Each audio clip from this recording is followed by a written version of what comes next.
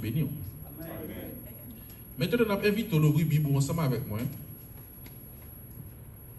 On a pris dans le livre des Actes, le chapitre 2, on a pris verset 1er pour arriver dans verset 11. Dans le mode de pour ça.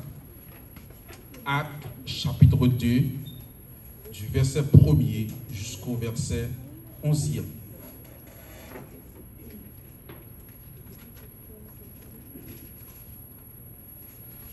Appliquons ça.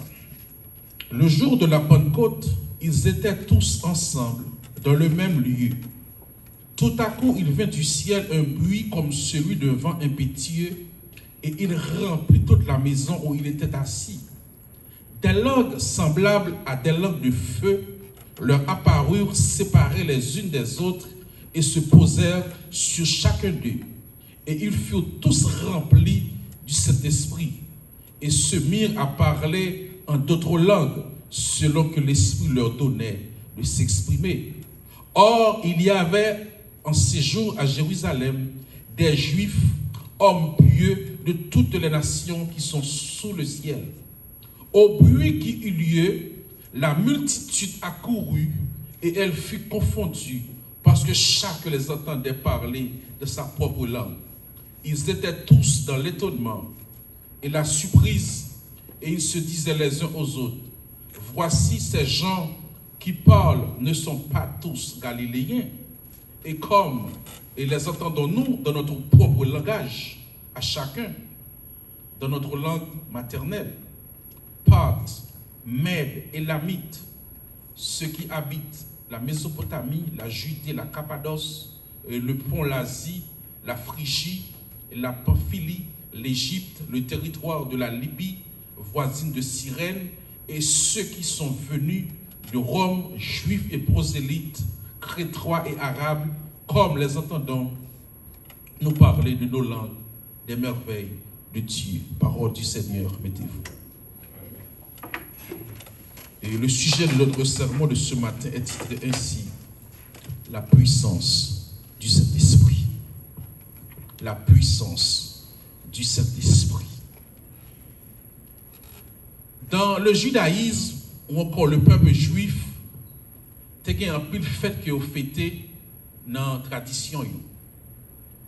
Et il y a une plus grande fête qui est fêté après la Pâque, c'est le fête de la Pentecôte. Fête de la Pentecôte, il y aurait les fêtes encore faites des semaines, parce que c'est 7 semaines après la Pâque, et selon Lévitique, et selon le niveau de Exodo, et plus 1 qui va 50 jours, et après la Pâque. Et fête ça tout pour Juifs, c'est littéralement les fêtes moisson, parce que dans le ça, on était supposé porter ça, ou les premiers sacs dans le jardin, on était supposé porter li dans le temple pour être dédié à l'Éternel. Et il y a côté le fait des prémices. Et faites ça, c'est dans la tradition juive là, mais Jésus lui-même, il pral balion l'autre formule, l'autre tournure, il pral balion l'autre signification, et pour les croyants. Et le mot Pentecôte, il est tiré du grec et Pentecosté, qui signifie 50e. Et 50 jours après la Pâque, et même Jean-Jésus t'a annoncé la mort, il t'a annoncé la résurrection, et après il est ressuscité, il fait environ 40 jours sur la terre, et il t'a affermi les disciples, il t'a baillé force davantage, et puis il fait une promesse. Et notre promesse, ça, c'est la promesse de la venue du Saint-Esprit. Le Saint-Esprit, il n'est pas venu sur la terre avec le jour de la Pentecôte. Mais il compte toujours de la présence du Saint-Esprit sur la terre. Mais il était manifesté différemment. Et selon l'Ancien Testament, l'Esprit de Dieu a travaillé sur le cœur des gens à l'époque de Noé. Selon Genèse chapitre 6, le verset 3. Joseph avait l'Esprit de Dieu en lui, selon Genèse chapitre 41. Et là, nous lisons encore dans Nombre 11, il dit 70 anciens ont reçu le Saint-Esprit et l'Esprit de Dieu reposa sur eux. La Bible dit nous que Saül avait l'Esprit de Dieu et l'Esprit de Dieu était saisi, il a prophétisé. Avec l'Esprit de Dieu, ce n'est pas quelque chose de nouveau. Mais avec la promesse que Jésus-Christ pourra le faire, le Saint-Esprit lui a venu habiter en permanence sur la terre. Dans l'Ancien Testament, le Saint-Esprit était visité la terre. Bon Dieu t'a servi avec l'Esprit pour entrer sous quelques monde, pour des circonstances, pour des moments bien précis. Mais l'homme n'a pas le privilège pour que le Saint-Esprit qui habitait dans lui en permanence. Avec la Pentecôte, qui c'est non seulement une fête qui te rappelé Israël et alliance au Sinaï, ou encore célébration de la Torah juive, mais cette fête, il prend l'autre dimension lorsque Jésus-Christ, et pendant son ascension, il dit disciples, moi pour aller, m'a voyé pour nous l'autre consolateur. Et lorsque ce consolateur il va venir, il va conduire toute la vérité. Et ça fait jeudi, si vous avez un ami dans le Saint-Esprit, ou pas qu'à demeurer dans le mensonge. Parce que vous avez l'esprit de la vérité. Et Jésus a dit puis devant, vous connaîtrez la vérité, et la vérité vous affranchira. Et de même, Jésus, il te prédit la mort, il te prédit aussi la venue de cet esprit. Et Jésus fait cette promesse dans Actes chapitre 1er. Il dit, et moi je prierai le Père et il vous donnera un autre consolateur, afin qu'il demeure éternellement avec vous, l'esprit de vérité, que le monde ne peut recevoir parce qu'il ne le voit point et il ne le connaît point. Mais vous le connaissez, car il demeure avec vous et il sera avec vous. Et il finit pour dire dans le fin texte là, il dit, je ne vous laisserai pas orphelin, je viendrai à vous. Maintenant, ou pas orphelin dans mon Dieu, ou gagner la présence de l'Esprit Saint qui peut guider, qui peut animer, qui peut ranimer de force et de courage lorsque vous abattu.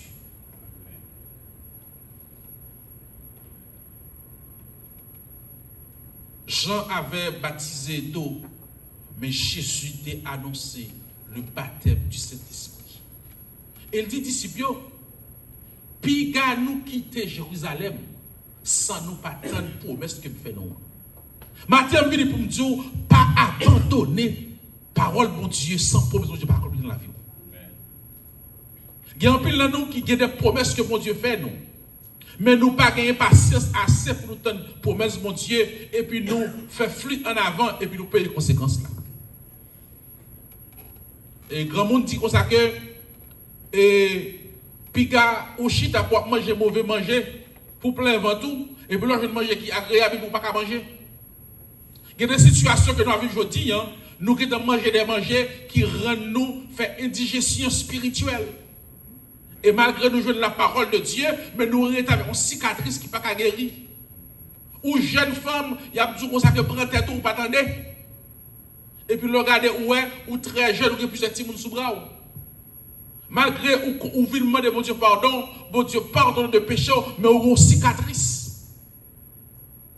Il raconte une histoire, il y a un petit moun garçon qui était très désordre la Kali. Et puis chaque désordre il fait, papa il dit nous que ou clou, non mon sur planche. Les messieurs vont là, tellement clou, pas de place encore pour clouer. Parce que monsieur prend pile les ordres. Papa dit, monsieur, mais ça va faire, pas de place encore, ça va faire. Papa dit, mais ok, quand il y a chaque bagaille qui est bon ou fait, ou m'a raché un clou dans la place là. Monsieur commence à agir bien, il a fait des bagailles qui sont bons, et puis il a raché le clou, retiré le clou. Les messieurs vont là, planche dans vide. Et puis monsieur dit, papa, et Makio. Et Makio. Il y a des situations où tomber, bon Dieu pardonne, mais il quitte une cicatrice dans la vie. Gon mariage ou fait, gon bateau, gon fret qui nan corps qui pas qu'à camper. Gon relation entre là-dedans, malgré bon Dieu pardonne, il retire dans le piège là, mais qui tombe back. C'est ça que fait la Bible, elle dit que tel homme, que n'homme ni à jeune mon Dieu, mais que col livré à Satan.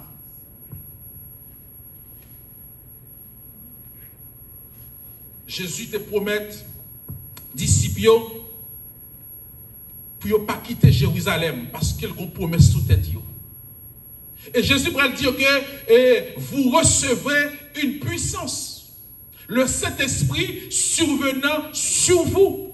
Il dit, et vous serez mes témoins à Jérusalem, c'est-à-dire la Caille d'abord, dans toute la Judée, dans la Samarie, jusqu'aux extrémités de la terre. La puissance du Saint-Esprit est encore à l'œuvre parmi nous. Nous chantons, mais on toujours la même puissance. Parole gagne force toujours. Ce n'est pas bon Dieu qui changeait, ce n'est pas la Bible qui changeait, mais c'est nous-mêmes les hommes qui changeaient. L'église primitive était des églises de maison. L'église primitive, parce que tout ça ne te là, mais il y a la puissance du Saint-Esprit. Et ça fait plus devant que Pierre a approché et avec Jean, il prend la prière dans Actes chapitre 3, et puis il y a un mendiant qui non seulement les mendiants, mais les boite tout. Les handicap. Et puis il a demandé, Pierre a dit, je n'ai ni l'argent, je n'ai ni l'or pour me mais ça vient à ma il dit, au nom de Jésus, levez, prends, n'a tout. Levez et puis marchez. Boiteux à marcher parce que tu as la puissance de l'évangile, la puissance de cet esprit qui animait Pierre. Comment comprendre que Pierre, il y en a qui ont une grande éducation, et puis il prêchait un message le jour de la Pentecôte, 3000 âmes venir à la repentance. Et le texte que nous avons lu, il dit que, monsieur, il dit que, mais moun sa yo, yo pas galiléen. Moun sa yo pas parler araméen. Yo pas parler le langage de l'époque. Comment faire tout ça? Vous comprenez le message là, ne pas langue. La puissance de l'évangile. Et non seulement que nous comprenons le message dans notre propre langue, mais le message là, il traverse les continents. Je dis à mon courant qui a tendance à nous comprendre que aux Haïtiens, c'est importer le christianisme, c'est religion pépère devant nous. Même la Bible a dit nous que l'évangile est approché en Égypte, en Afrique. Simon de Cyrène, qui t'a protégé Jésus pour te croire, c'est mon la Libye, le pays Kadhafi, c'est le pays africain. L'évangile n'est pas sorti en Europe, l'évangile est propagé un peu partout à travers le monde. Ce n'est pas l'Europe qui donne l'évangile. Ce n'est pas la religion pépère nous gagner, mais le christianisme, il traverse cette dimension en religion. Il est plus qu'une religion, c'est un mode de vie. C'est une pratique de vie. Et tout fondateur des grandes religions, ils sont dans la tombe. Mais Jésus, il mourit, il ressuscitait et il a régné au siècle des siècles. Amen. La puissance de l'évangile, la puissance du Saint-Esprit. Et dans la chambre haute, les 120 disciples, ils étaient réunis à tant consolateur. Et lorsque l'Esprit a fait rentrer lui, et puis il entre avec fracas, avec force, et puis il y a un air nouveau qui instaurait, c'est le temps du Saint-Esprit. C'est le jour côté que nous gagnons le Saint-Esprit en permanence, qu'il a parmi nous, qu'il a pour consoler nous, qu'il a pour nous force. Et lorsque l'Esprit de cet esprit est animé, les hommes ordinaires deviennent extraordinaires. Lorsque vous revêtez du Saint-Esprit, vous avez une puissance qui anime. Laissez avoir compris des bagages que le monde n'est pas capable de comprendre. Et 3000 âmes viennent à la repentance dans un jour. Pourquoi jamais il y a un monde qui fait ça dans le monde? Et là, comparé à l'époque de Pierre, on est quitté même dans le niveau avancé, au point de vue académique. Mais ce n'est pas capacité intellectuelle, ce n'est pas son qu'on est l'école là qui est important, mais c'est quitter le Saint-Esprit de Dieu et agir dans le temps. Comment comprendre des gens qui sont avisés, qui sont éduqués, qui ont formation, et puis c'est eux-mêmes qui ont fait, qui ont pratiqué la magie. C'est eux qui ont fait la sorcellerie. C'est eux-mêmes qui ont tué le monde. C'est eux-mêmes qui ont promoté l'homosexualité. Parce que connaissance, l'homme, c'est folie pour mon Dieu.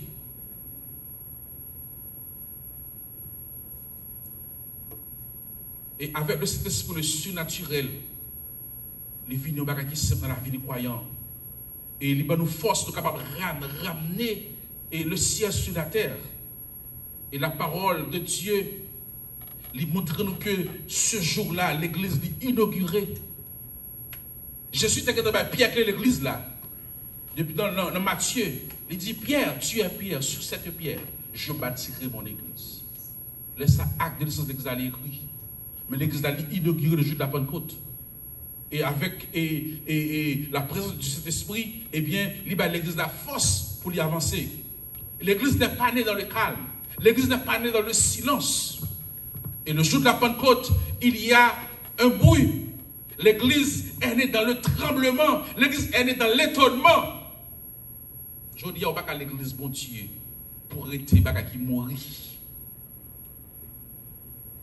L'église est née dans la puissance. Et l'église, au temps primitif, était une église de puissance. Parce qu'il y avait l'unité des croyants. Nous sommes une unité des croyants, mais nous sommes une unité d'esprit. Nous ne pouvons pas courir et derrière dollars. Nous ne pouvons pas courir et derrière concours. Pas de concours dans l'église primitive. Et l'église a des forces. Je dis, il y a une raison pour ne pas avoir force. 98% de nous issus de division. Nous sommes des petits groupes divisés. Ça rend que l'église n'a pas gagné, pas de force. À chapitre 3, verset 6, Pierre te dit non, je n'ai pas l'argent pour me baou. Je n'ai pas l'or pour me baou. Mais ça me gagne ma baoule. Le Saint-Esprit est à l'œuvre parmi nous. Le Saint-Esprit est vivant. Le Saint-Esprit est là.